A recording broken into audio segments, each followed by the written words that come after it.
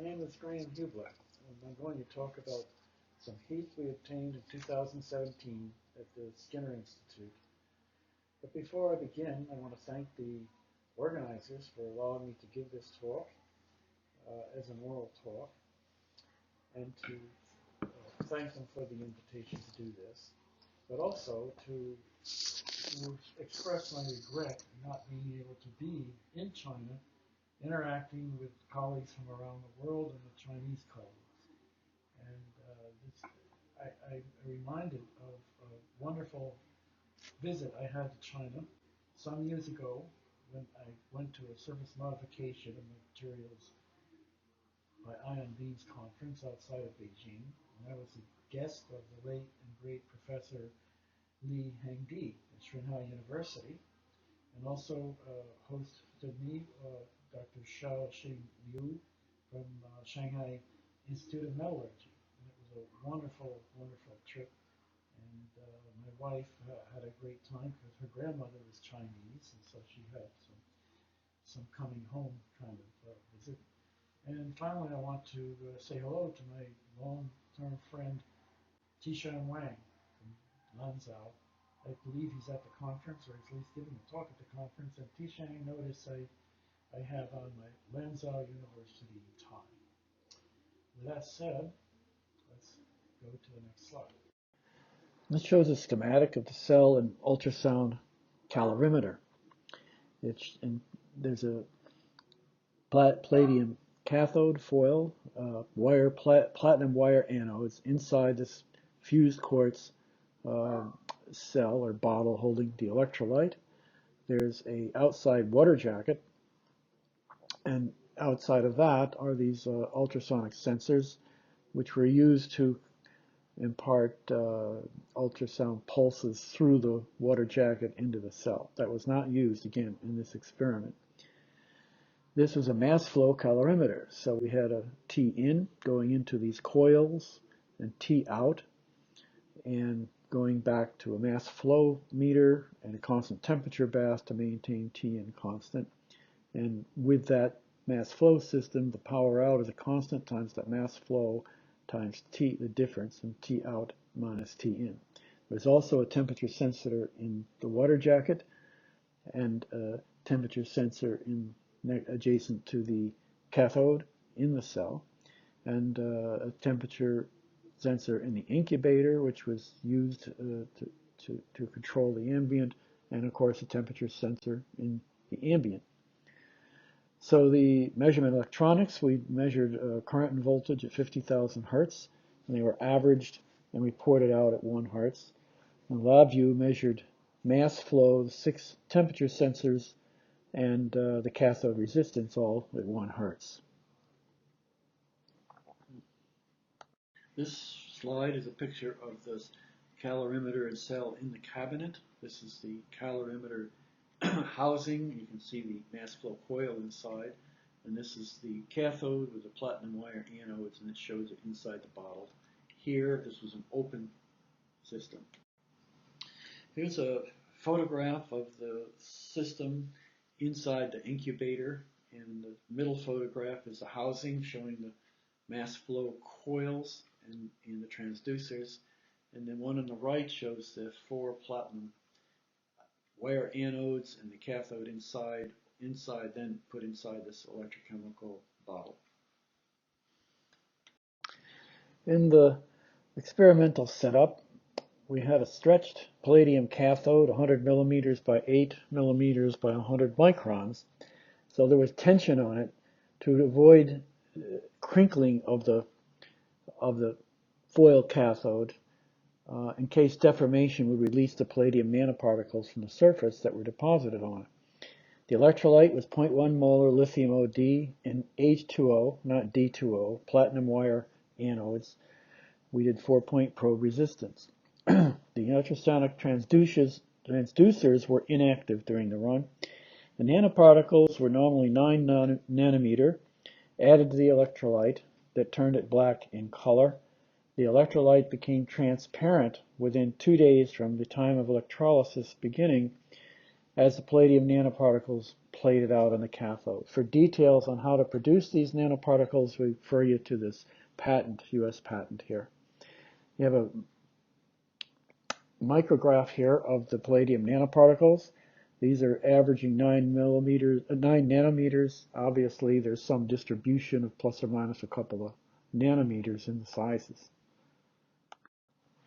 This slide shows T ambient, T cabinet, and Tn as a function of time. You can see T ambient in the green with a wide swing, more than 2.5 degrees. We had very poor temperature control of the room. The cabinet cuts that down to about 0.2 of a degree in the blue, and the Tn was cut down even more because the temperature bath was also stabilizing it. And so this just was poor temperature control, but fortunately mass flow can take care of this, as I'll show. This shows that we can account for these daily variations because of the mass flow system that we use. It turns out that T out, T cell, T jacket inside the cabinet lag behind that time variation, but T in by 1.9 hours. So if we shift them by 1.9 hours, we can then make a subtraction and get rid of most of this. Daily variations are greatly reduced by this shifting from 0.07 C to 0.01 C in terms of T out. T out and T jacket, really, T out and T jacket are really very thermally connected, because if you look here, you see T cell minus T in is big because it should be. That's where the heat is being generated. The T jacket minus T in and T out minus T in are nearly identical, showing that they could both be used as a state variable here. And T cell is much warmer than T out and T jacket, as it should be. That's where the heat is being generated. Here we demonstrate two things, that the subtraction of T in and T out really does smooth, and shows the first 600 hours of excess heat data. Notice that in the raw, this red curve of shifting T out and T in, but if you shift T out by 2 hours, or T in by 2 hours, then you get the black curve, and it's about 0.01 that's shifted, so you do gain some improvement in accuracy there. And what this shows is that the power in for basically the whole run until the end was about 42 milliwatts, and the excess heat appeared pretty much almost immediately. Within the first 10 hours or so, we start seeing a positive result, and it reached a plateau for about 70 hours or so, and then it gets started up again, gently rising over another 100 hours till it reached this plateau. And the excess power is COPs of 1.9 here. Now here we see a complete run from equilibration on the left.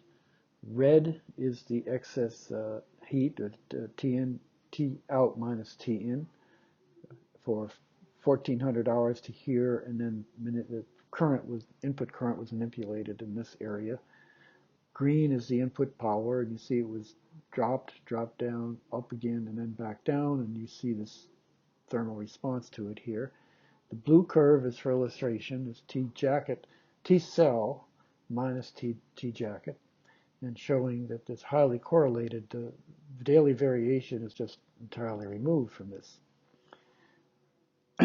So the heat begins almost immediately and reaches a plateau for about 60 hours, and then increases to a new plateau, which it maintains for the 1400 hours. When this T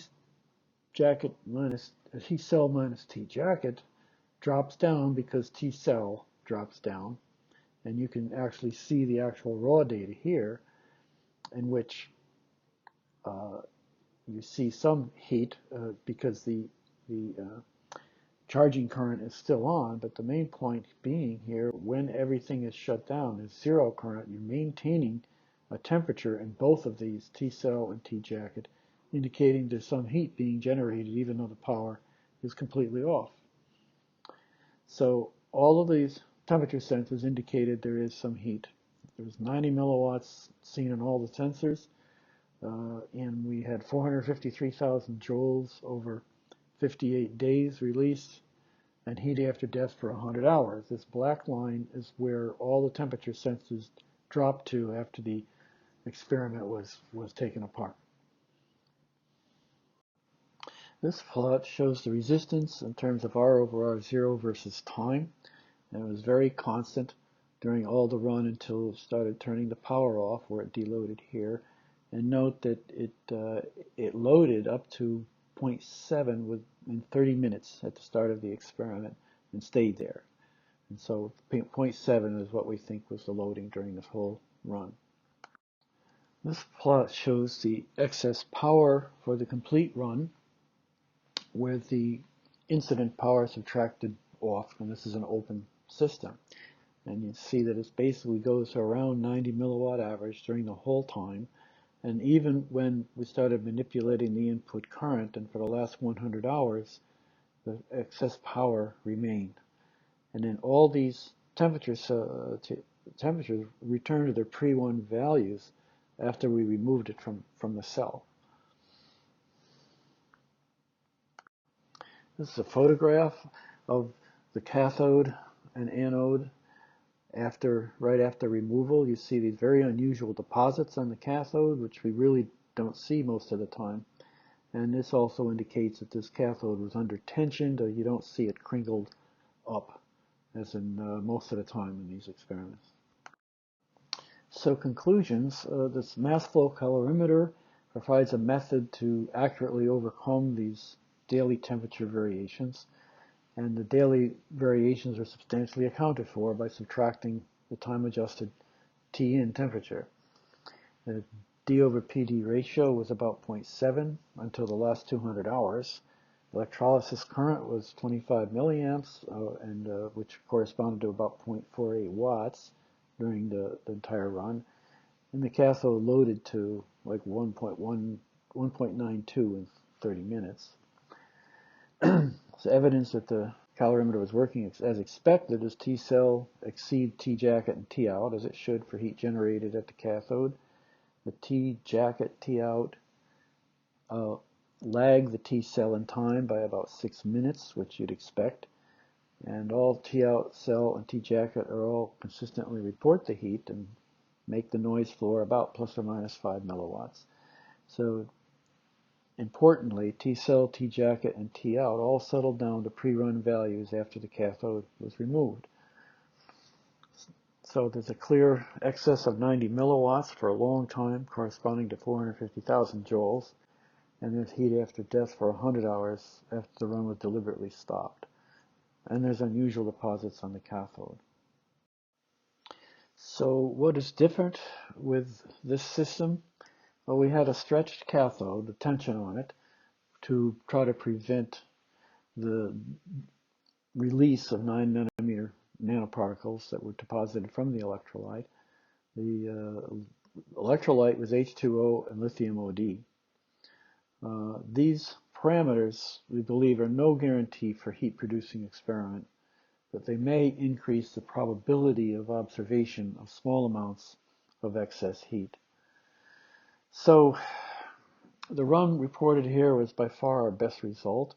We had many other results for combinations of platinum or palladium cathodes by DDHHDHHD. What I mean is DD is D2O in lithium OD, HH is H2O and H2O in lithium OH, and so on.